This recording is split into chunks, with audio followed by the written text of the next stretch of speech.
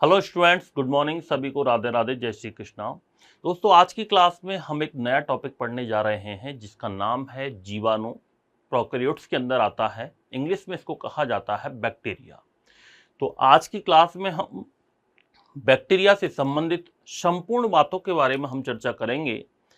Science में हमारे biology के अंदर बैक्टीरिया वाला जो पार्ट है लगभग सभी एग्जाम्स के अंदर पूछा जाता है। ग्रेड भर्ती परीक्षाओं में first grade, second grade, third grade और अन्य प्रतियोगी परीक्षाओं में पूछा जाता है। तो आज हम बैक्टीरिया के बारे में चर्चा करते हैं कि जीवाणु क्या होता है। तो आइए सबसे पहले आज का हेडिंग लगाएंगे हम, जीवाणु बैक्टीरिया।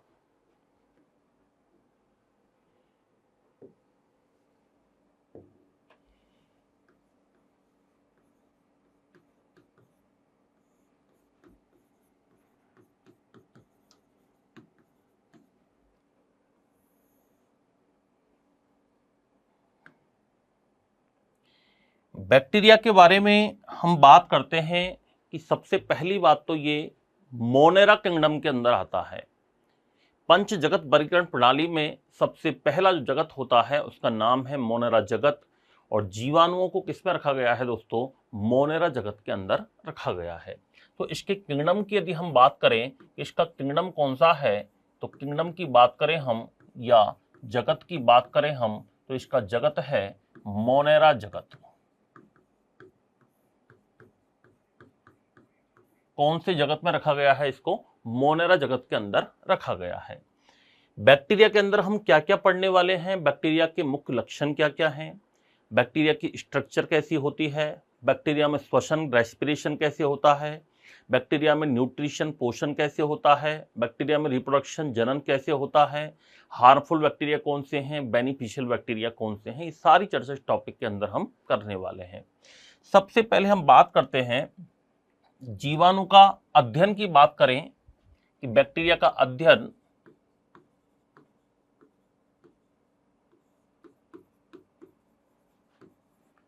Study of bacteria.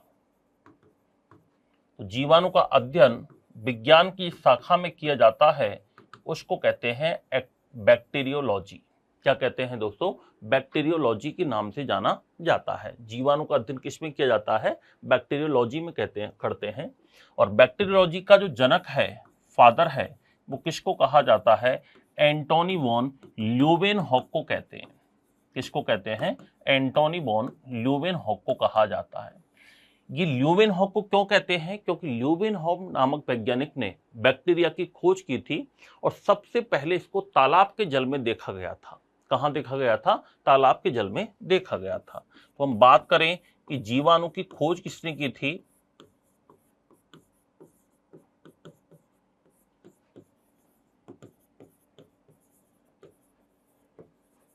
जीवाणु की खोज की यदि हम बात करें तो इसकी जीवाणु की खोज की थी एंटोनी वॉन ल्यूवेनहॉक ने की थी।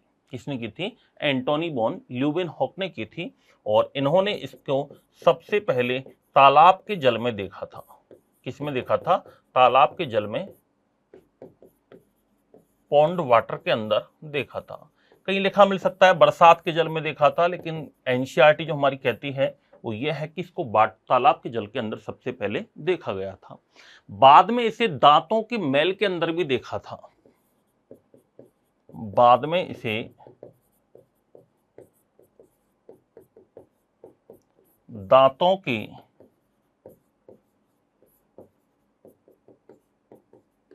मैल में देखा था। किसमें देखा था? बाद में इसको दांतों के मैल के अंदर भी देखा गया था।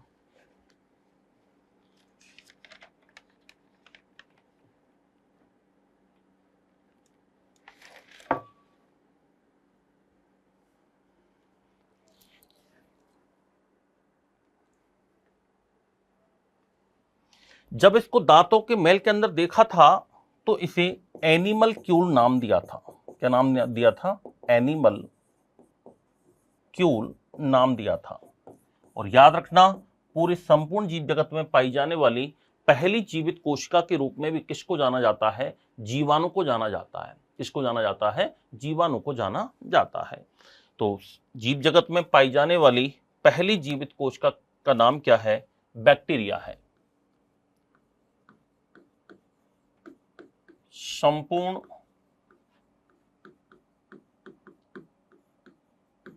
जीव जगत में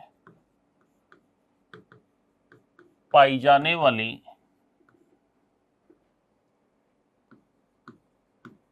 प्रथम जीवित कोशिका है। First living cell in all world.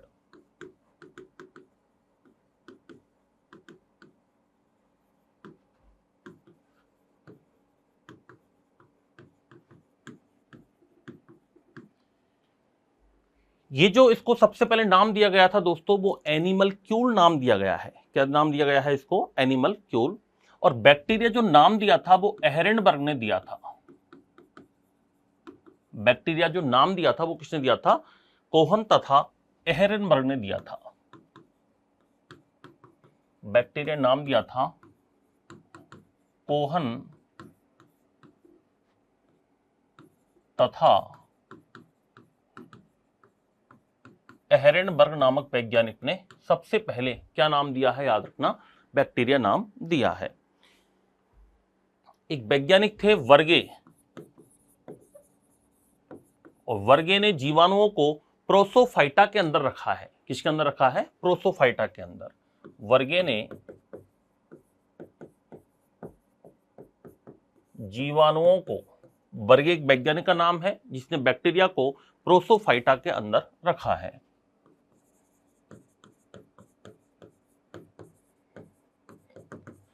Actually जब वर्गीकरण हुआ था तो सबसे पहले जो लिनियस ने वर्गीकरण दिया था उसके अनुसार बैक्टीरिया को प्लांट्स के अंदर रखा गया था, क्योंकि बैक्टीरिया के अंदर सेल वॉल होती है। लेकिन बाद में जब आर.एच. बीहटकर आए थे पंचगत वर्गीकरण प्रणाली को लेकर के, तो उन्होंने ये बताया कि हम बैक्टीरिया को पादप जगत में नहीं रख सकते हैं, क्योंकि बैक्टीरिया जो होते हैं वो सारे बैक्टीरिया अपना भोजन स्वयं नहीं बनाते हैं। सारे बैक्टीरिया स्वयंपोषी नहीं होते हैं। कुछ बैक्टीरिया ऐसे होते हैं जो अपना भोजन स्वयं बनाते हैं, जिनमें प्रकाश संश्लेषी वर्णक होता है, बैक्टीरिया क्लोरोफिल होता है। बाकी मैक्सिमम जो बैक्टीरिया हैं वो या तो सहजीवी प्रकृति के होते हैं, या परपोषी प्रकृति के होते हैं, या मृतोपजीवी हो सकते हैं, सिम्बायोटिक हो सकते हैं, पैरासाइटिक हो सकते हैं, या सेपेरोफाइटिक हो सकते हैं।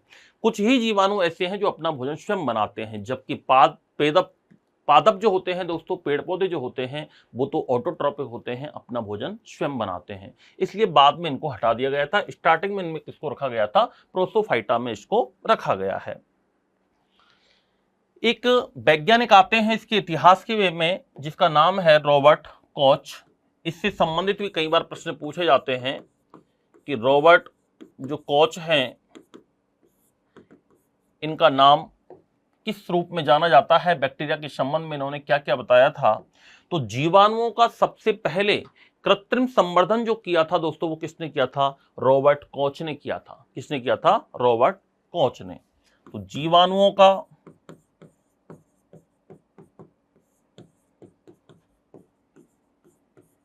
सर्वप्रथम कृत्रिम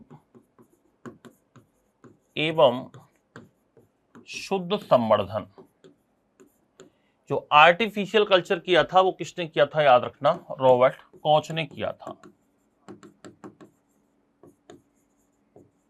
आर्टिफिशियल कल्चर जो किया था सबसे पहले वो किसने किया था? रॉबर्ट कॉच नामक वैज्ञानिक ने किया था। इन्होंने एंथ्रेक्स जो रोग होता है उसके जीवाणु को खोजा था।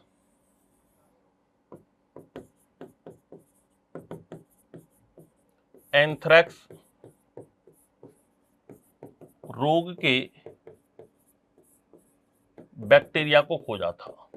एंथ्रेक्स रोग के बैक्टीरिया को खोजने वाले वैज्ञानिक कौन हैं? रॉबर्ट कॉच हैं, याद रखना। टीबी और हैजा की भी इन्होंने खोज की थी। टीबी तथा हैजे के जीवाणु की भी खोज की थी। टीबी तथा हैजे के जीवाणु की भी उन्होंने खोज की थी। इनके अनुसार रोगों का कारण क्या होते हैं? जीवाणु होते हैं। रॉबर्ट कॉच ने एक स्टेटमेंट दिया था कि रोगों का कारण क्या होता है? जीवाणु होते हैं। इनके अनुसार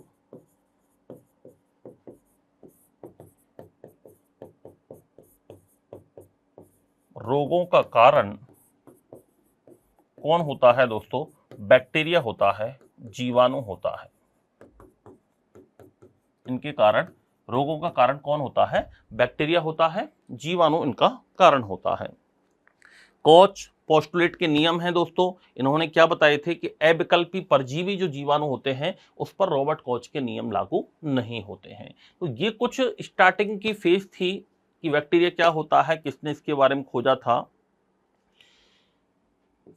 कोच के नियम या कोच की अवधारणा आगे हम पढ़ेंगे।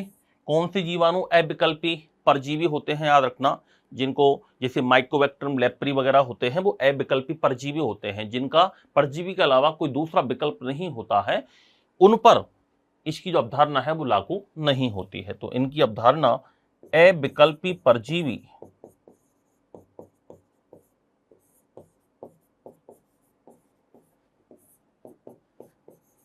जीवाणुओं पर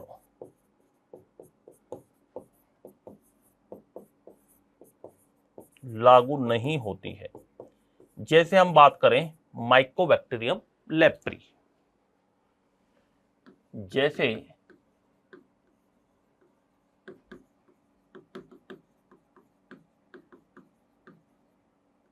माइकोबैक्टीरियम लेप्री, ये पूर्णतः परजीवी प्रकृति का जीवाणु है, इस पर कोच की अवधारणा लागू नहीं होती है। ये जो हमने दोस्तों बात की है, ये बैक्टीरिया के बारे में बात की है, और बैक्टीरिया में भी कहा था यू बैक्टीरिया भी कहते हैं इसको सत्य जीवाणु के नाम से जाना जाता है। प्रोकैरियोट्स के अंदर एक्चुअली और भी जीव आते हैं, तो सभी के बारे में अपन चर्चा करेंगे, एग्जाम्पल सभी का लेंगे, बैक्टीरिया के बारे में इसमें अपन डिटेल में चर्चा करेंगे। आगे हम बात करते हैं बैक्टीरिया के मुख्य लक्षण कौन कौन से हैं। बैक्टीरिया के मुख्य लक्षणों की बात करते हैं, मेन कैरेक्टरिस्टिक्स कौन कौन से हैं।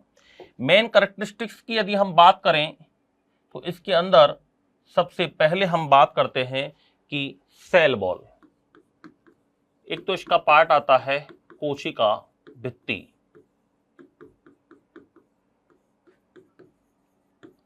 Cell wall. कोशिका भित्ति की हम बात करें तो इसकी कोशिका भित्ति पेप्टाइडोग्लाइकेन या म्यूरिन की बनी होती है। किसकी बनी होती है? पेप्टाइडोग्लाइकेन या म्यूरिन की बनी होती है। स्ट्रक्चर की हम अलग से बात करेंगे सत्य जीवाणु की, अभी मैं मेन इसकी जो मेन लक्षण है उनके बारे में हम चर्चा कर रहे हैं। तो कोशिका भित्ति किसकी बनी होती है? पेप्टाइडोग्लाइकेन, पेप्टाइडोग्लाइकेन या म्यूरिन से निर्मित होती है। किससे निर्मित होती है? पेप्टाइडोग्लाइकेन या म्यूरिन से निर्मित होती है। ये क्या है? ये म्यूकोपेप्टाइड का एक प्रकार है, म्यूकोपेप्टाइड का एक प्रकार है। म्यूको का अर्थ होता है चिकना, म्यूकोपेप्टाइड का प्रकार है पेप्टाइडोग्लाइकेन, या किससे मिलकर बनी होती है? म्यूरिन से मिलकर के बनी होती है। दूसरा पॉइंट आता है इसका कोशिका झिल्ली, दूसरा पॉइंट आता है कोशिका झिल्ली, सेल मेम्ब्रेन। क्या आता है? सेल मेम्ब्रेन आता है। जीवाणु जो होते हैं वो प्रोकैरियोटिक सेल के अंदर आते हैं। किसके अंदर आते हैं? याद रखना, प्रोकैरियोटिक सेल के अंदर आते हैं। कोशिका झिल्ली की हम बात करें तो इसकी जो सेल मेम्ब्रेन है वो भी याद रखना दोस्तों यूकैरियोट्स के समान बनी होती है। जिस प्रकार यूकैरियोटिक कोशिकाओं के अंदर कोशिका झिल्ली लाइपोप्रोटीन की बनी होती है, उसी प्रकार से जीवाणु की भी कोशिका झिल्ली याद रखना किसकी बनी होती है? लाइपोप्रोटीन से मिलकर के बनी होती है।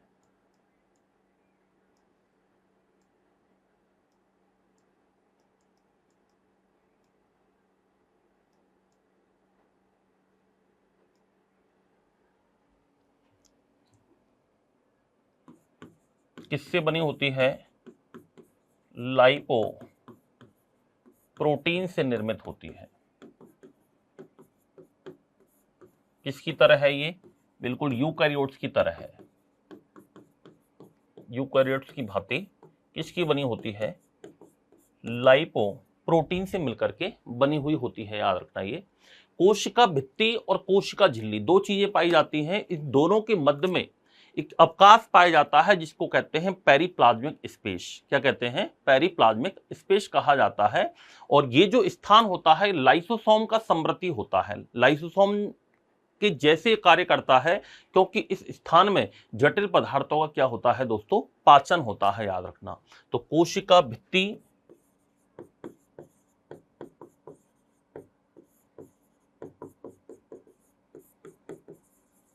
सेल वॉल,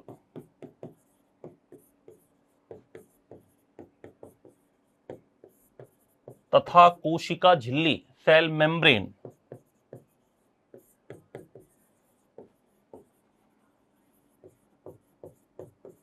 सेल मेम्ब्रेन के मध्य पेरिप्लाज्मिक स्पेस पाया जाता है।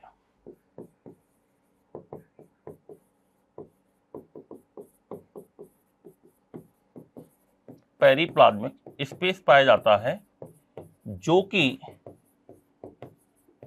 लाइसोसोम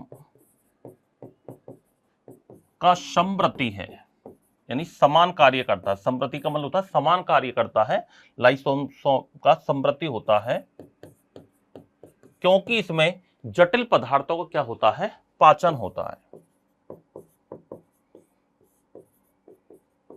क्योंकि इसमें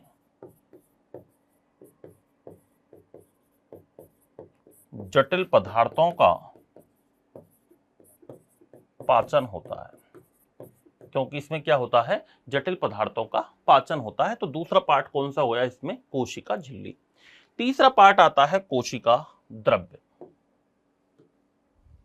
साइटोप्लाज्म।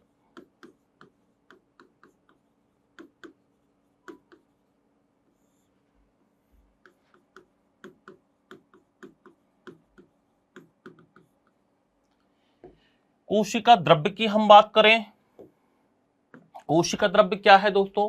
तो कोशिका द्रव्य जो होता है इसका, उसमें झिल्ली युक्त कोशिकांगों का अभाव होता है। कोशिका द्रव्य होता क्या है? कोई भी सेल जो होती है, कोशिका होती है, उसके अंदर भरा हुआ द्रव्य क्या कहलाता है? कोशिका द्रव्य कहलाता है।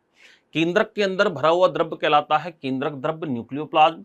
कोशिका के अंदर भरा हुआ द्रव्य कहलाता है कोशिका द्रव्य, साइटोप्लाज्म। और cytoplasm plus nucleoplasm equals to protoplasm, यानी केंद्रक द्रव्य और कोशिका द्रव्य दोनों को मिलाकर क्या कहा जाता है? प्रोटोप्लाज्म या जीव द्रव्य के नाम से जाना जाता है। इसके कोशिका द्रव्य में क्या क्या पाया जाता है उसकी हम बात करते हैं। तो सबसे पहले तो कोशिका के जो अंग आपने पढ़े हैं कि दोहरी झिल्ली युक्त कौन कौन से हैं, एकल झिल्ली युक्त कौन कौन से हैं, झिल्ली विहीन कौन कौन से हैं। तो झिल्ली युक्त कोशिकांग जो होते हैं वो याद रखना इसके कोशिका द्रव्य में नहीं पाए जाते हैं, जैसे माइटोकॉन्ड्रिया, अंतःप्रसवी जालिका, लाइसोसोम, गोल्जी काय, लवक। इस तरीके का कोई भी ऑर्गन जीवाणु के अंदर नहीं पाया जाता है, बैक्टीरिया के अंदर नहीं होता है।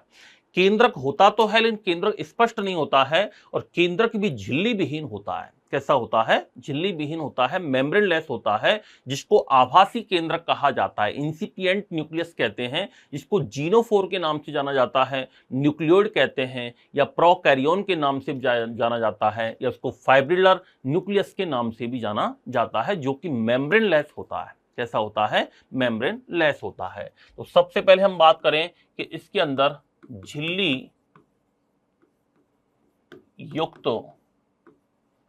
कोशिकांगों,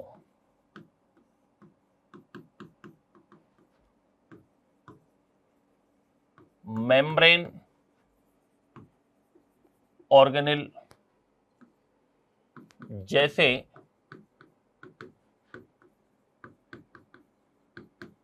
माइटोकॉन्ड्रिया,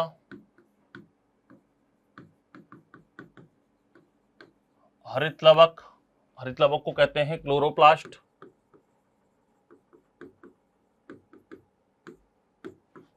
अंतःप्रसवी जालिका,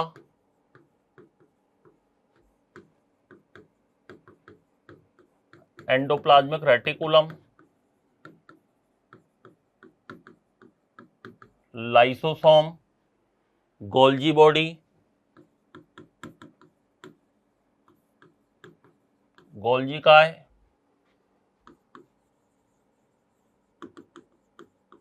गोल्जी बॉडी आदि का अभाव होता है, आदि का क्या होता है, इसमें अभाव होता है। केंद्रक जो होता है वो याद रखना स्पष्ट नहीं होता है, इसको आभासी केंद्रक कहते हैं। इसका जो केंद्रक पाया जाता है इसके अंदर, इसको न्यूक्लियस कहा जाता है, ये स्पष्ट नहीं होता है, स्पष्ट नहीं होता, याद रखना। और इसको कहा जाता है केंद्रकाभ, या इसको न्यूक्लियोइड कहते हैं। क्या कहते हैं, न्यूक्लियोइड, या इसको कहते हैं जीनोफोर, या इसको कहा जाता है आभासी केंद्रक। क्या कहते हैं इसको, आभासी केंद्रक कहते हैं। इंसिपिएंट न्यूक्लियस के नाम से जाना जाता है।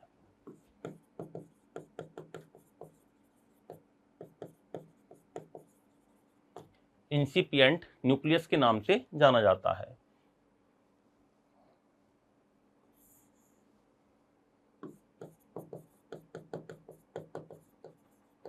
इंसिपिएंट न्यूक्लियस के नाम से जाना जाता है। जीनोफोर कहते हैं इसको, आभासी केंद्रक के नाम से जाना जाता है। प्रोकैरियोन कहते हैं, न्यूक्लियोइड कहा जाता है, या इसको फाइब्रिलर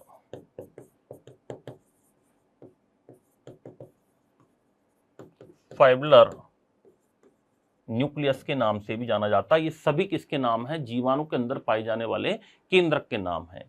इसके केंद्रक में याद रखना केंद्रिका नहीं पाई जाती है, न्यूक्लियोलस नहीं पाई जाती है। केंद्रक के अंदर एक अंग पाया जाता है जिसको हम कहते हैं न्यूक्लियोलस, केंद्रिका। लेकिन बैक्टीरिया का जो न्यूक्लियस होता है उसके अंदर न्यूक्लियोलस क्या होती है, एब्सेंट होती है। तो केंद्रिका का क्या होता है, अभाव होता है। केंद्रिका, nucleolus absent in prokaryotic cell या इन बैक्टीरिया।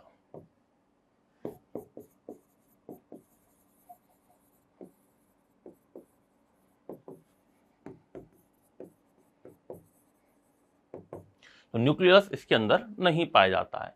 आगे हम बात करें तो इसके अंदर वास्तविक गुणसूत्रों का अभाव होता है। याद रखना बैक्टीरिया के अंदर, जीवाणु के अंदर वास्तविक क्रोमोसोम नहीं पाए जाते हैं, केवल एक आभासी गुणसूत्र होता है। इसमें वास्तविक गुणसूत्र इसके अंदर नहीं होते हैं, केवल एक गुणसूत्र होता है जिसको आभासी गुणसूत्र कहा जाता है, जो कि डबल सर्कुलर नेक्ड डीएनए और नॉन हिस्टोन प्रोटीन से मिलकर के बना होता है। तो इसके अंदर वास्तविक गुणसूत्रों का क्या होता है, अभाव होता है।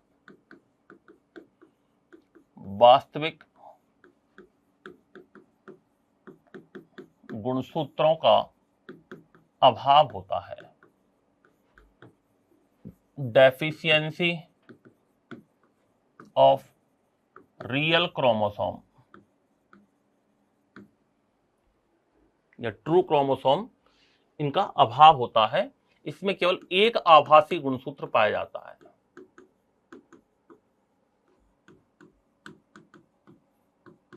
एक आभासी गुणसूत्र इसके अंदर उपस्थित होता है।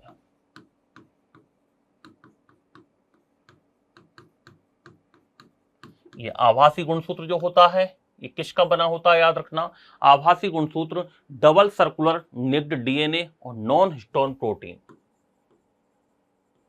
डबल सर्कुलर नेक्ड डीएनए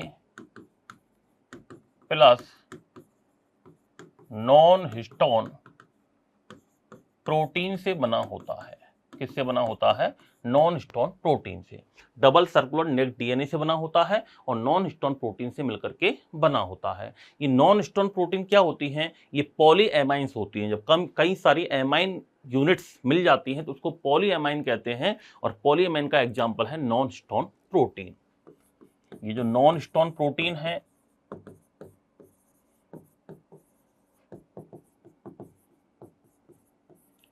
इनको पॉली एमाइंस यूनिट कहते हैं। क्या कहते हैं, पॉली एमाइंस यूनिट के नाम से भी जाना जाता है। ये जो आभासी गुणसूत्र है ये कुंडलित होकर के गुणसूत्रीय क्षेत्र का निर्माण करता है। ये जो इसमें आभासी क्रोमोसोम पाया जाता है ये कुंडलित हो जाता है, सर्कुलर फॉर्म के अंदर आ जाता है, जिससे गुणसूत्रीय क्षेत्र का निर्माण होता है, क्रोमोसोमल रीजन का निर्माण होता है, जिसको न्यूक्लियोइड कहा जाता है। क्या कहा जाता है, न्यूक्लियोइड कहा जाता है। तो ये जो आभासी गुणसूत्र है यह आभासी गुणसूत्र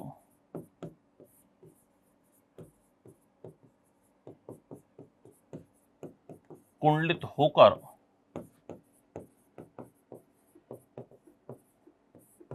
गुणसूत्रीय क्षेत्र क्रोमोसोमल रीजन का निर्माण करता है।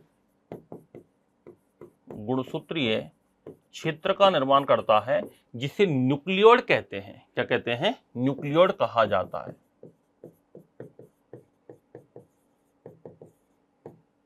जिसे न्यूक्लियोइड कहते हैं। तो आभासी गुणसूत्र कुंडलित होकर के क्रोमोसोमल रीजन का निर्माण करता है, गुणसूत्रीय क्षेत्र का निर्माण करता है और जिसे क्या कहा जाता है? न्यूक्लियोइड के नाम से जाना जाता है। आगे हम बात करते हैं इसके अंदर राइबोसोम पाया जाता है। एक सेल का ऑर्गन होता है दोस्तों राइबोसोम, जो कि प्रोटीन की फैक्ट्री कहलाता है।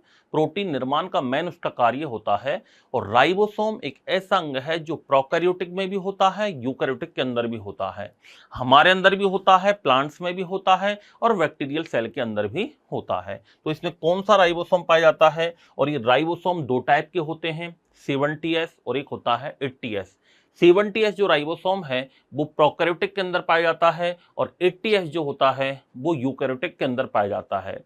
केवल माइटोकॉन्ड्रिया और हरित लवक, माइटोकॉन्ड्रिया एंड क्लोरोप्लास्ट, ये दो ऐसे ऑर्गन हैं जो होते तो यूकैरियोटिक सेल के ऑर्गन हैं, लेकिन इनमें जो राइबोसोम पाया जाता है वो 70S राइबोसोम होता है। कौन सा होता है? 70S राइबोसोम होता है। तो इसमें कौन सा राइबोसोम पाया जाता है? 70S राइबोसोम उपस्थित होता है। 70S राइबोसोम उपस्थित होता है। ये राइबोसोम क्या होता है? प्रोटीन संश्लेषण के स्थल होते हैं। ये प्रोटीन संश्लेषण के स्थल होते हैं राइबोसोम। लोकेशन ऑफ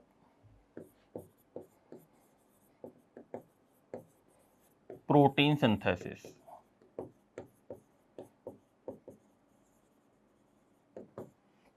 तो ये प्रोटीन संश्लेषण के क्या है दोस्तों? स्थल होते हैं।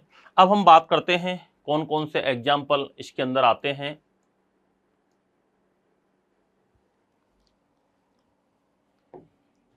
यहां पर ये हम जीवाणुओं के एग्जाम्पल नहीं पढ़ रहे हैं, ये जो मोनेरा जगत के अंदर जीव रखे गए हैं उनके एग्जाम्पल है कि जीवाणु भी अलग अलग तरीके के होते हैं।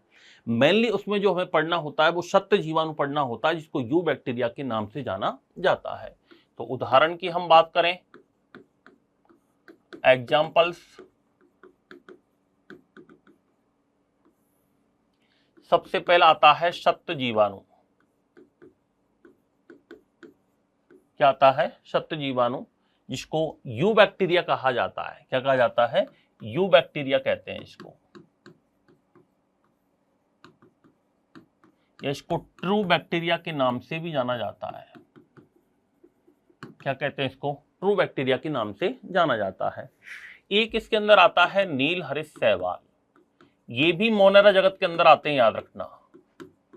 नील हरित शैवाल साइनो बैक्टीरिया के नाम से जाना जाता है इसको, या इसको कहते हैं ब्लू ग्रीन एल्गी। क्या कहते हैं? ब्लू ग्रीन एल्गी कहते हैं। ये भी मोनेरा जगत के अंदर आता है। किसमें आता है? मोनेरा जगत में आता है। एक आते हैं इसमें कवकशम जीवाणु। कौन से आते हैं? कवकशम जीवाणु, जिनको कहा जाता है एक्टिनोमाइसिटीज। क्या कहा जाता है? एक्टिनोमाइसिटीज के नाम से जाना जाता है। एक आते हैं इसमें प्राचीनतम जीवाणु। कौन से आते हैं? प्राचीनतम जीवाणु, जिनको कहा जाता है आर्की बैक्टीरिया। क्या कहते हैं इसको? आर्की बैक्टीरिया कहते हैं। सत्य जीवाणु ट्रू बैक्टीरिया, यू बैक्टीरिया, नीलहरित शैवाल साइनोबैक्टीरिया, ब्लू ग्रीन एल्गी, कवकशम जीवाणु एक्टिनोमाइसिटीज, प्राचीनतम जीवाणु आर्की बैक्टीरिया। एक आता है इसमें माइकोप्लाज्मा, जिसके बारे में आगे हम और चर्चा करेंगे। माइकोप्लाज्मा के बारे में, माइकोप्लाज्मा। इसके अलावा हम बात करें क्लेमाइडिया आता है किसमें? क्लेमाइडिया आता है। क्या आता है? क्लेमाइडिया आता है।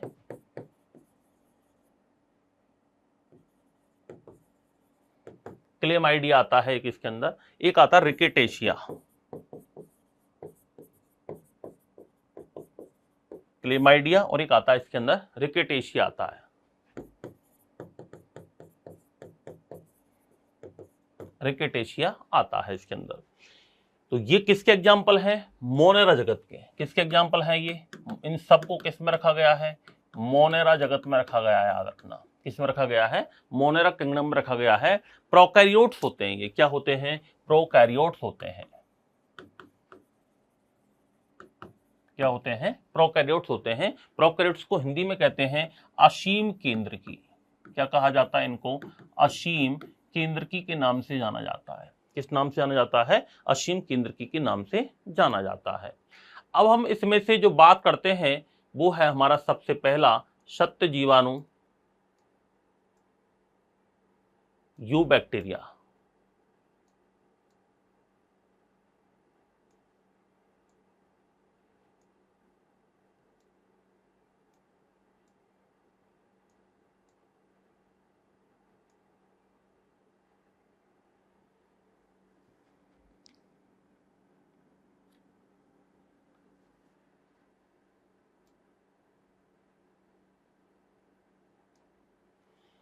हाँ जी, तो इसमें हम यूबैक्टीरिया सत्य जीवाणु के बारे में, इसकी स्ट्रक्चर के बारे में डिटेल में चर्चा करेंगे। उससे पहले हम ये बात कर रहे हैं कि जो यूबैक्टीरिया वगैरह होते हैं इनकी आकार आकृति कैसी होती है, शेप में कैसे कैसे हो सकते हैं, याद रखना।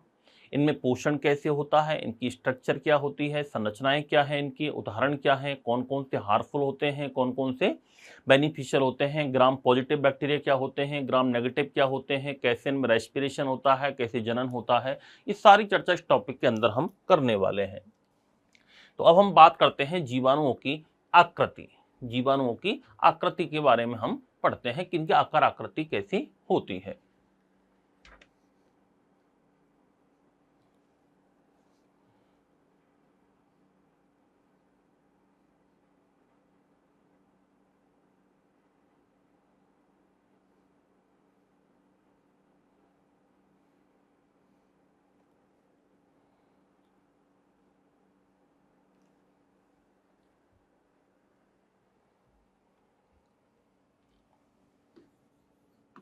जीवाणुओं की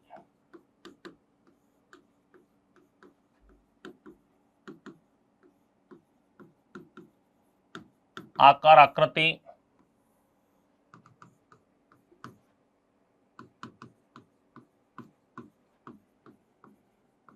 साइज एंड शेप। सबसे पहले हम बात करते हैं जीवाणुओं का आकार, साइज एप्रोक्स कितना होता है। तो साइज की बात करें हम तो एप्रोक्स ये 2 माइक्रोमीटर लंबे होते हैं। कितने होते हैं? 2 माइक्रोमीटर लंबे होते हैं। लगभग 2 माइक्रोमीटर तो इनकी होती है लेंथ। क्या होती है? 2 माइक्रोमीटर तो इनकी क्या पाई जाती है? लेंथ। और लगभग 0.5 माइक्रोमीटर इनका होता है डायमीटर। 0.5 मीटर इनका होता है डायमीटर। डायमीटर का अर्थ होता है व्यास, चौड़ाई वगैरह जो उनकी व्यास होता है पूरा वो डायमीटर कहलाता है, जो कि 0.5 माइक्रोमीटर होते हैं। बाकी अलग अलग जीवाणुओं का आकार अलग अलग होता है। ये एवरेज है 2 माइक्रोमीटर तो लेंथ होती है, 0.5 माइक्रोमीटर इनका क्या होता है? डायमीटर होता है। आकृति की हम बात करें, इनकी शेप कैसी होती है? तो आकृति में पहला एग्जाम्पल आता है, आकार में इनकी विभिन्नता पाई जाती है। याद रखना, आकार के अंदर क्या पाई जाती है? विभिन्नता उपस्थित होती है। आकार सबका एक जैसा नहीं होता है, आकार में विभिन्नता उपस्थित होती है। आकार के अंदर क्या पाई जाती है? विभिन्नता पाई जाती है। जैसे सबसे पहले हम बात करें, कुछ जीवाणु गोलाणु होते हैं। कैसे होते हैं? गोलाणु, या इनको गोलाकार कहा जाता है। जैसे गोलाणु, या इनको कहा जाता है गोलाकार। कोकस के नाम से भी जाना जाता है इनको। किस नाम जाना जाता है? कोकस के नाम से जाना जाता है, इनको कोकस कहते हैं। ये आकृति में कैसे होंगे दोस्तों? गोलाकार होंगे। कैसे होंगे? गोलाकार। ये सबसे ज्यादा प्रतिरोधी होते हैं, मैक्सिमम रेजिस्टेंस प्रकृति पाई जाती है इनकी, सर्वाधिक प्रतिरोधी होते हैं। जैसे इसका एक एग्जाम्पल आता है मोस्ट इंपोर्टेंट, डिप्लोकोकस न्यूमोनी, जो कि हम आगे भी पढ़ेंगे निमोनिया रोग का कारण बनता है, हमारे शरीर के अंदर निमोनिया रोग पैदा करता है। तो सर्वाधिक प्रतिरोधी होते हैं ये, सर्वाधिक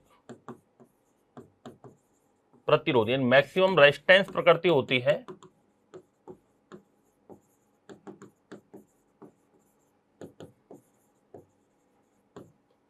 विरोध करते हैं एक तरीके से, सर्वाधिक प्रतिरोधी होते हैं डिप्लोकोकस न्यूमोनी। इसका जो एग्जाम्पल है वो क्या है, डिप्लोकोकस न्यूमोनी। ये निमोनिया रोग का कारण बनता है। कौन से रोग का कारण बनता है, निमोनिया रोग का ये कारण बनता है, डिप्लोकोकस न्यूमोनी। दूसरा एक आता है दंडाणु। दंड का अर्थ होता है छड़, इनको बैसिलाई कहते हैं। क्या कहते हैं, बैसिलाई कहा जाता है इनको। क्या कहा जाता है, बैसिलाई कहते हैं इनको। ये छड़नुमा आकृति के होते हैं। अधिकांश जीवाणु, याद रखना, दंडाणु प्रवृत्ति के होते हैं। जैसे इकोलाई है, बैसिलस एंथ्रेसिस जीवाणु है, ये दंडाणु प्रवृत्ति के होते हैं। तो अधिकांश का जो आकार होता है वो याद रखना कैसे होते हैं, दंडाणु प्रकृति के होते हैं। अधिकांश जीवाणु छड़नुमा होते हैं। इसको छड़नुमा भी कह सकते हैं, रॉड शेप्ड भी कह सकते हैं, रॉड शेप्ड। अधिकांश जीवाणु कैसे होते हैं, रॉड शेप्ड होते हैं। जैसे इकोलाई,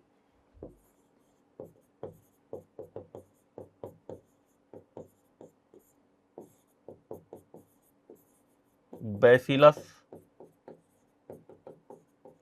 एंथ्रेसिस, बैसिलस एंथ्रेसिस। अधिकांश जीवाणु छड़नुमा होते हैं। इकोलाई और बैसिलस एंथ्रेसिस, ये याद रखना कौन सी प्रवृत्ति के होते हैं, दंडाणु आकार के होते हैं। इनकी आकृति कैसी होती है, दंडाणु आकृति के होते हैं ये।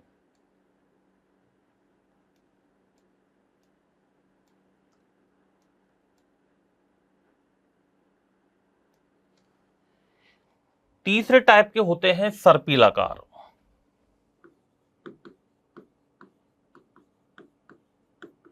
कैसे होते हैं, सर्पिलाकार हो सकते हैं, स्पाइरल हो सकते हैं।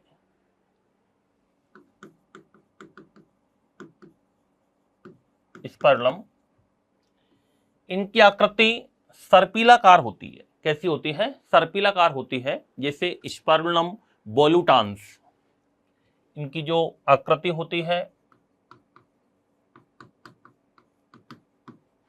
वो सर्पिलाकार होती है।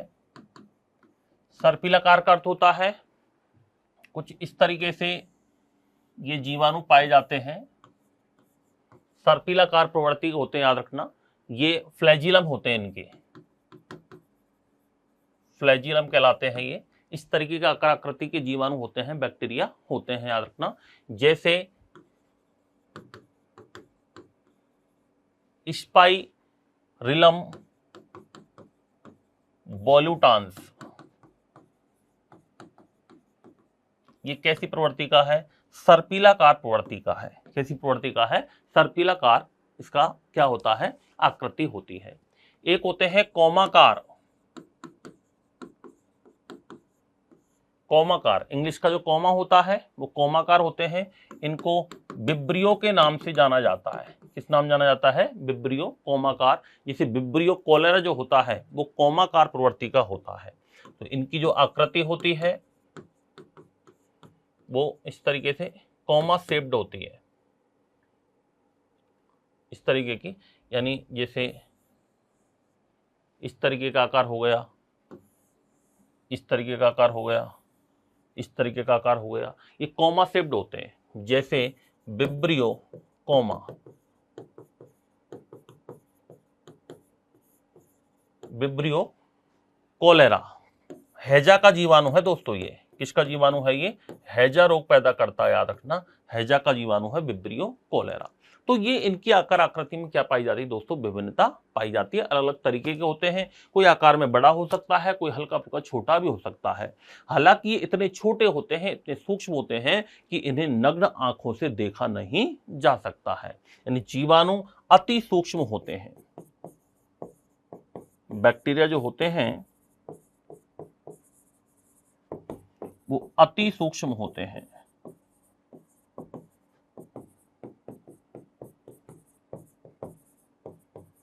इन्हें नग्न आंखों से देखा नहीं जा सकता है। नग्न आंखों से देखा नहीं जा सकता है, इतने छोटे आकार के जीवाणु होते हैं।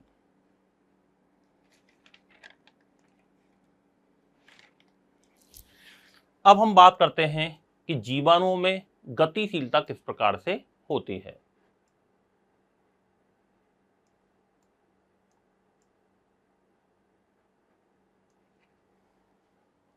तो एक छोटा सा हेडिंग लगाएंगे, जीवाणुओं में गतिशीलता।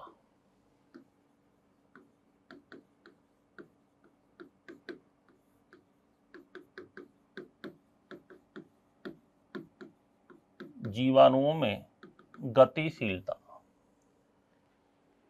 जीवाणुओं की गतिशीलता की बात करें, मूवमेंट कैसे होता है इनके अंदर, मूवमेंट इन बैक्टीरिया। जीवाणुओं के अंदर गतिशीलता कैसे होती है, याद रखना। तो जीवाणु दोस्तों मोटाइल भी होते हैं, नॉन मोटाइल भी होते हैं। जीवाणु दो प्रकार के होते हैं, चल जीवाणु भी होते हैं और अचल जीवाणु भी होते हैं। मोटाइल का मतलब होता है जिनमें मूवमेंट होता है, और नॉन मोटाइल का मतलब होता है जिनमें मूवमेंट नहीं होता है।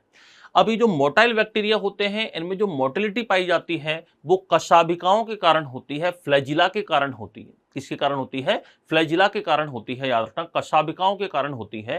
कुछ बैक्टीरिया ऐसे होते हैं जिनके अंदर कशाभिका नहीं पाई जाती है, जिनको अकशाभिक जीवाणु के नाम से जाना जाता है। इनको आर्ट्रिकस बैक्टीरिया के नाम से जाना जाता है। जैसे माइक्रोकोकस हो सकता है, पास्चुरेला हो सकता है, ये अकशाभिक जीवाणु हैं।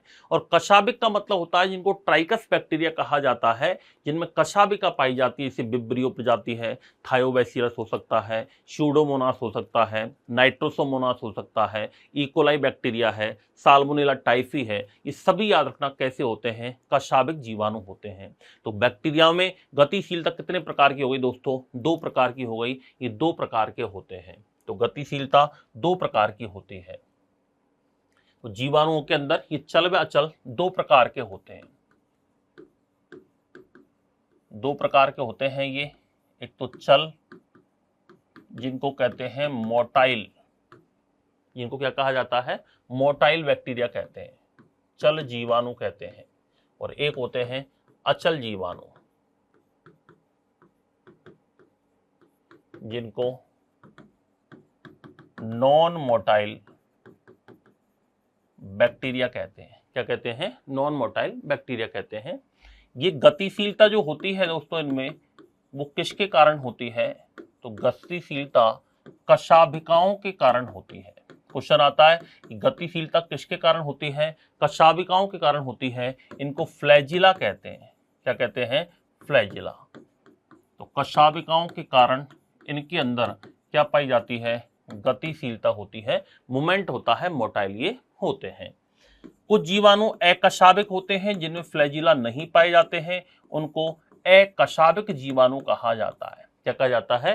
अकशाभिक जीवाणु कहते हैं। इनको एट्राइकस कहा जाता है। क्या कहा जाता है?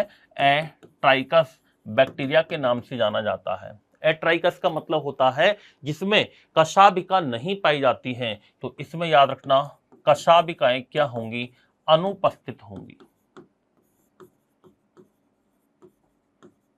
कशाभिकाएं क्या होंगी? इसके अंदर अनुपस्थित होती हैं, एब्सेंट होती हैं। जैसे माइक्रोकस, जैसे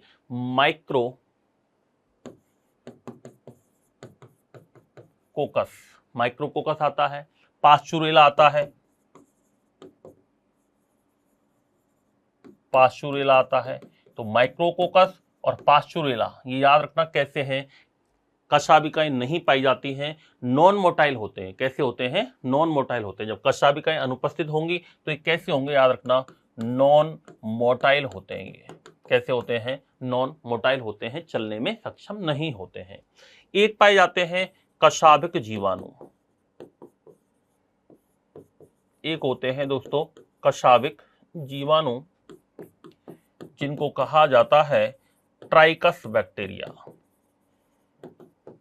क्या कहा जाता है? ट्राइकस बैक्टीरिया कहते हैं। इनमें कशाभिकाएं उपस्थित होती है। कशाभिकाएं उपस्थित होती है, फ्लैजिला प्रेजेंट होते हैं इनमें, कशाभिकाएं उपस्थित होती हैं। और कशाभिकाएं उपस्थित होंगे तो कैसे होंगे ये? मोटाइल होंगे। कैसे होंगे ये? मोटाइल होंगे। इनको चल बैक्टीरिया के नाम से भी जाना जाता है। जैसे एग्जाम्पल की बात करें हम, विब्रियो। विब्रियो, अब विब्रियो में विब्रियो कोलेरा आता है, याद रखना।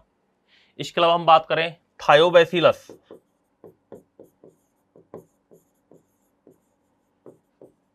थायोबैसिलस के अलावा E coli, Pseudomonas, E coli, Pseudomonas, salmonella typhi,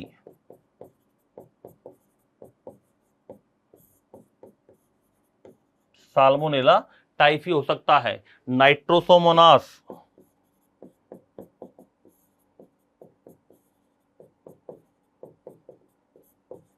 ये सभी याद रखना कैसे होते हैं, इनमें कशाभिकाएं पाई जाती हैं, इनको इनमें फ्लैजिला क्या होते हैं? प्रेजेंट होते हैं। तो इनको मोटाइल बैक्टीरिया कहते हैं, ये नॉन मोटाइल हैं। तो जीवाणुओं में गतिशीलता दो प्रकार की हुई दोस्तों, एक तो ये चल होते हैं, अचल होते हैं, मोटाइल होते हैं, नॉन मोटाइल होते हैं। ये मोटिलिटी जो होती है ये फ्लैजिला के कारण होती है, कशाभिकाओं के कारण होती है, याद रखना मोटिलिटी। और गतिशीलता के अंदर हम कशाभिकाओं की बात करते हैं, और कशाभिका जिसमें नहीं होते हैं उनको अकशाभिक जीवाणु कहते हैं, ट्राइकस बैक्टीरिया कहा जाता है, जैसे माइक्रोकोकस, पास्चुरेला। और कशाभिक जीवाणु ट्राइकस बैक्टीरिया होते हैं जिनमें कशाभिकाएं पाई जाती हैं, फ्लैजिला प्रेजेंट होते हैं, मोटाइल नेचर के होते हैं, vibrio, Thiobacillus, Pseudomonas, E coli, salmonella typhi, Nitrosomonas, ये सभी कैसे होते हैं दोस्तों? ट्राइकस बैक्टीरिया होते हैं। कैसे होते हैं ये? ट्राइकस बैक्टीरिया के नाम से इनको जाना जाता है। इसके बाद अब हम चर्चा करेंगे जो सप्त जीवाणु है, यू बैक्टीरिया है, उसके स्ट्रक्चर के बारे में हम आगे बात करते हैं। अब हेडिंग लगाएंगे सप्त जीवाणु की संरचना, structure of you bacteria. Monera जगत के अंदर you bacteria, blue green algae, इसके अलावा आर्की बैक्टीरिया, एक्टिनोमाइसिटीज, ये कई सारे हमने एग्जाम्पल लिखे हैं जिसमें हम सप्त जीवाणु कोशिका की संरचना के बारे में, यू बैक्टीरिया की स्ट्रक्चर के बारे में हम पढ़ेंगे। तो हेडिंग लगाइए सप्त जीवाणु की संरचना।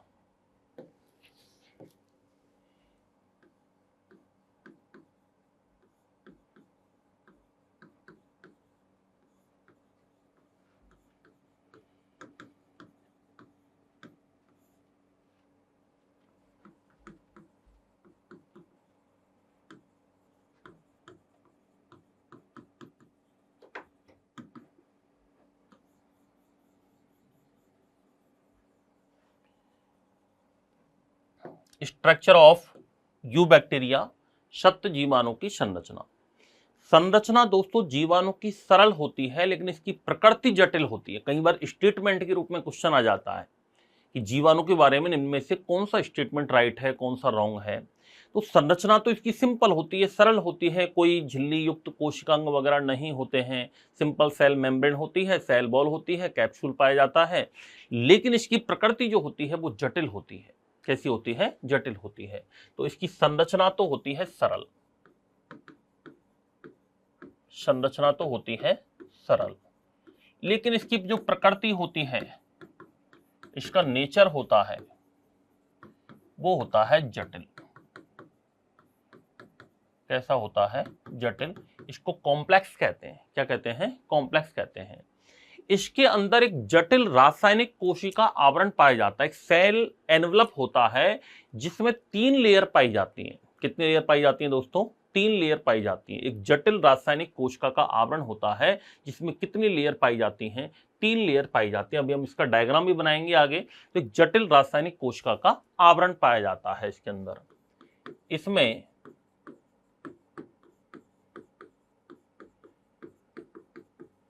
एक जटिल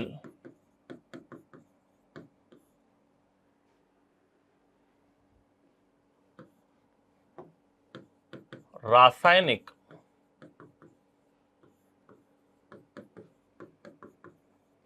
कोशिका आवरण कॉम्प्लेक्स केमिकल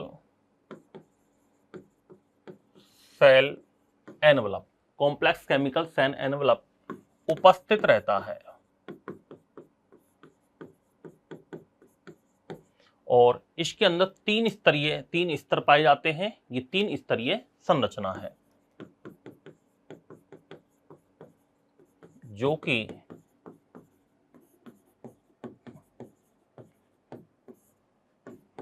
ट्राई लैमिलर स्ट्रक्चर है। कैसी होती है? त्रिस्तरीय इसके अंदर ये स्ट्रक्चर के रूप में जानी जाती है। 3 स्तर कौन कौन से हैं इसके? पहला स्तर होता है दोस्तों इसका कैप्सूल। क्या होता है? कैप्सूल, जिसको ग्लाइकोकैलिक्स कहते हैं। क्या कहते हैं? ग्लाइकोकैलिक्स। तो पहला स्तर जो होता है इसका वो होता है कैप्सूल। कैप्सूल को हिंदी में संपुट भी कहते हैं। क्या कहते हैं? संपुट, या इसको ग्लाइकोकैलिक्स के नाम से जाना जाता है। किस नाम जाना जाता है? ग्लाइकोकैलिक्स कहते हैं। दूसरा पार्ट आता है इसके अंदर कोशिका भित्ति। कौन सा पार्ट आता है? कोशिका भित्ति, जिसको सेल वॉल के नाम से जाना जाता है। किस नाम से जाना जाता है? सेल वॉल कहते हैं। और तीसरा पार्ट होता है इसके अंदर कोशिका झिल्ली, जिसको सेल मेम्ब्रेन के नाम से जाना जाता है। किस नाम से जाना जाता है? सेल मेम्ब्रेन के नाम से जाना जाता है। और ये तीनों सुरक्षा इकाई का निर्माण करती हैं। ये तीनों लेयर क्या काम करती हैं? सुरक्षा इकाई का निर्माण करती हैं। प्रोटेक्शन यूनिट, प्रोटेक्टिव यूनिट का निर्माण करती है। तीनों जो इकाई हैं, ये तीनों लेयर हैं, तीनों स्तर हैं, ये किसका निर्माण करती हैं?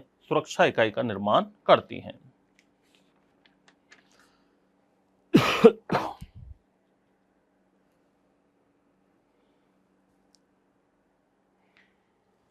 सबसे पहली जो परत हम पढ़ने जा रहे हैं उसका नाम है ग्लाइकोकैलिक्स। क्या नाम है दोस्तों? ग्लाइकोकैलिक्स। फिर हम पढ़ेंगे कोशिका भित्ति के बारे में, फिर हम पढ़ेंगे इसमें कोशिका झिल्ली के बारे में, सेल मेम्ब्रेन के बारे में चर्चा करते हैं। स्ट्रक्चर की बात करें इसमें हम,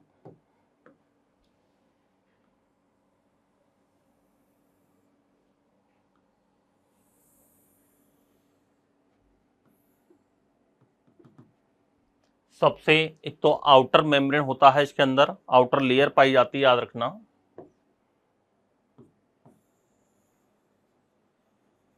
ये इसका फ्लैजिला है। क्या है ये? फ्लैजिला है।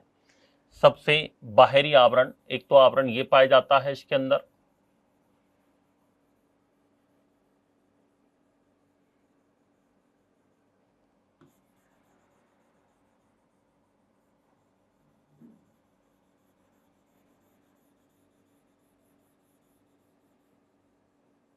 एक तो लेयर इसके अंदर ये पाई जाती है, याद रखना। इसको कहा जाता है, सबसे बाहरी लेयर को कैप्सूल कहते हैं। क्या कहते हैं इसको? कैप्सूल कहा जाता है। कैप्सूल कहते हैं इसको। क्या कहते हैं? कैप्सूल, या ग्लाइकोकैलिक्स कहा जाता है। क्या कहा जाता है? ग्लाइकोकैलिक्स के नाम से जाना जाता है। इसको कहते हैं कशाभिका, जिसके कारण बैक्टीरिया मोटाइल होते हैं। कैसे होते हैं? मोटाइल होते हैं। इसको फ्लैजिला कहा जाता है। क्या कहा जाता है इसको? फ्लैजिला के नाम से जाना जाता है।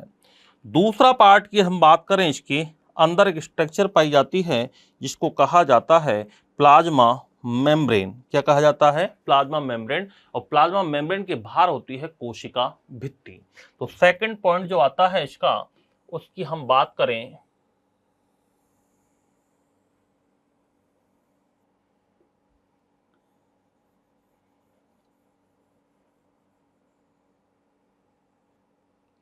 इसको हम कहते हैं सेल वॉल।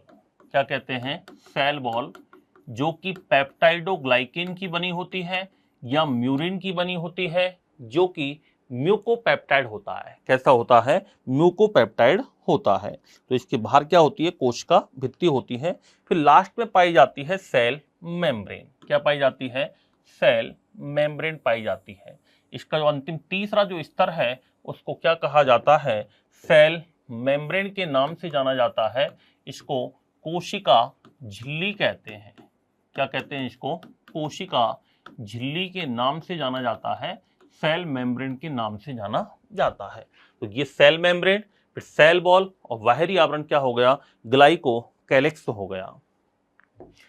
ये जो बाहरी आवरण है कैप्सूल, इसके बाहर इस प्रकार की कुछ स्ट्रक्चर पाई जाती हैं जिनको प्लाई कहते हैं। क्या कहते हैं? प्लाई कहा जाता है। बहुत सारी मात्रा में इससे क्या निकलती है? प्लाई निकलती है। इनको कहा जाता है प्लाई, जिसके माध्यम से ये एक जीवाणु दूसरे जीवाणु से क्या करता है? चिपकता है, कॉन्जुगेशन करता है, संयुग्मन की क्रिया करता है। तो इनको क्या कहा जाता है? प्लाई कहते हैं। क्या कहते हैं? इनको प्लाई के नाम से जाना जाता है। कई सारी है तो इनको लिख सकते हैं हम पाइलस। क्या कह सकते हैं? इनको पाइलस कहा जाता है। इसके अंदर भरा हुआ द्रव्य कोशिका द्रव्य कहलाता है। क्या कहलाता है? साइटोप्लाज्म कहलाता है। इसके अंदर जो द्रव भरा रहता है इसको कहते हैं साइटोप्लाज्म। क्या कहते हैं? साइटोप्लाज्म। कोई भी कोशिका हो सकती है, उसके अंदर भरा हुआ द्रव्य क्या कहलाता है? साइटोप्लाज्म कहलाता है। इसमें हम बैक्टीरिया के बारे में बात कर रहे हैं, तो बैक्टीरिया के सेल के अंदर भरा हुआ द्रव्य क्या कहलाता है? साइटोप्लाज्म कहलाता है। कोशिका द्रव्य के नाम से जाना जाता है। कोशिका द्रव्य के अंदर याद रखना दोस्तों क्या क्या पाया जाता है? एक तो इसमें राइबोसोम पाए जाते हैं, एक इसमें वृत्ताकार डीएनए होता है, सर्कुलर डीएनए पाया जाता है, डबल स्टैंडर्ड नेक्ड डीएनए और नॉन स्टोन प्रोटीन से मिलकर बनने वाला एक क्रोमोसोम इसके अंदर उपस्थित होता है, जिसको वर्चुअल क्रोमोसोम कहते हैं या आभासी क्रोमोसोम के नाम से जाना जाता है। तो इसके अंदर हम बात करें, इसके अंदर इस तरीके से वृत्ताकार डीएनए, ये तो है पूरा क्रोमोसोम रीजन कहलाता है, और इसके अंदर जो डीएनए पाया जाता है उसको क्या कहते हैं? वृत्ताकार डीएनए कहते हैं। जीवाणु के अंदर सर्कुलर डीएनए पाया जाता है। यहाँ पर एक क्वेश्चन आता है कि ये तो है mono prokaryotic cell, prokaryotic cell में वृत्ताकार डीएनए होता है, लेकिन यूकैरियोटिक सेल के दो ऑर्गन ऐसे हैं, तो माइटोकॉन्ड्रिया और एक क्लोरोप्लास्ट, इन दोनों में भी याद रखना कैसा डीएनए पाया जाता है? वृत्ताकार डीएनए पाया जाता है, सर्कुलर डीएनए इसके अंदर होता है। इसमें राइबोसोम पाए जाते हैं, 70S राइबोसोम होते हैं। कैसे राइबोसोम पाए जाते हैं? इसके अंदर 70S राइबोसोम पाए जाते हैं। 70S राइबोसोम इसके अंदर उपस्थित होते हैं। 70S राइबोसोम पाए जाते हैं, 70S राइबोसोम होते हैं।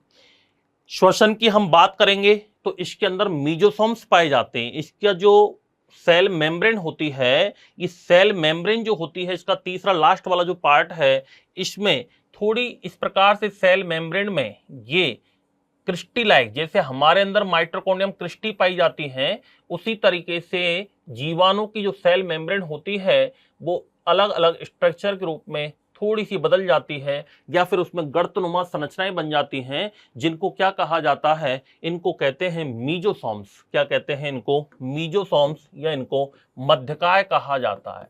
क्या कहते हैं इनको? मीजोसोम्स कहते हैं, या इनको मध्यकाय कहते हैं। हिंदी में मीजोसोम्स, इंग्लिश में कहते हैं। इनके द्वारा रेस्पिरेशन होता है बैक्टीरिया के अंदर। एक क्वेश्चन आता है कि एक कोश के जीवों में या बैक्टीरिया में श्वसन क्रिया किसके द्वारा होती है? तो मीजोसोम्स के द्वारा होती है। और हमारे अंदर माइटोकॉन्ड्रिया में पाई जाने वाली ये क्रिस्टी नामक संरचनाओं के समजात संरचनाएं मानी जाती हैं। हमारे अंदर क्रिस्टी पाई जाती हैं, और बैक्टीरिया में क्या पाए जाते हैं? मीजोसोम्स इसके अंदर उपस्थित होते हैं। आगे हम बात करेंगे, मीजोसोम्स दो प्रकार के होते हैं, पेरिफेरल होते हैं, परिधीय मीजोसोम्स होते हैं। इसके अलावा हम बात करेंगे इसमें केंद्रकीय मीजोसोम्स होते हैं, सेंट्रल मीजोसोम्स होते हैं। तो मीजोसोम्स के द्वारा क्या होता है? इनके अंदर रेस्पिरेशन क्रिया होती है। तो ये एक इसकी जनरल स्ट्रक्चर है। इसमें अपन मीजोसोम्स क्या होते हैं, इनके टाइप्स वगैरह हैं, वो हम डिटेल में चर्चा बैक्टीरिया की चर्चा के अंदर करेंगे। तो पहला हमने आज का टॉपिक है, आज की क्लास में हमने बैक्टीरिया के बारे में पढ़ना स्टार्ट किया है। थोड़ा बड़ा टॉपिक है, अभी आगामी क्लासेस के अंदर यही चलेगा। बैक्टीरिया क्या होते हैं, बैक्टीरिया के टाइप्स कौन कौन से हैं, इसके अलावा इनकी शेप साइज कैसी होती है, इनमें रेस्पिरेशन कैसे होता है, न्यूट्रिशन कैसे होता है, रिप्रोडक्शन कैसे होता है, हार्मफुल बैक्टीरिया कौन कौन से हैं, इसके अलावा बेनिफिशियल बैक्टीरिया कौन कौन से हैं, जो मेनली हमारा यू बैक्टीरिया होता है जिसको सप्त जीवाणु कहते हैं, उसकी स्ट्रक्चर क्या है। तो इसमें 3 पार्ट हमने पढ़े हैं, glycocalyx, cell wall and cell membrane. अभी केवल हमने डायग्राम बनाया है, कल हम तीनों पार्ट्स के बारे में नेक्स्ट क्लास के अंदर इसके बारे में हम डिटेल में चर्चा करते हैं। Thank you.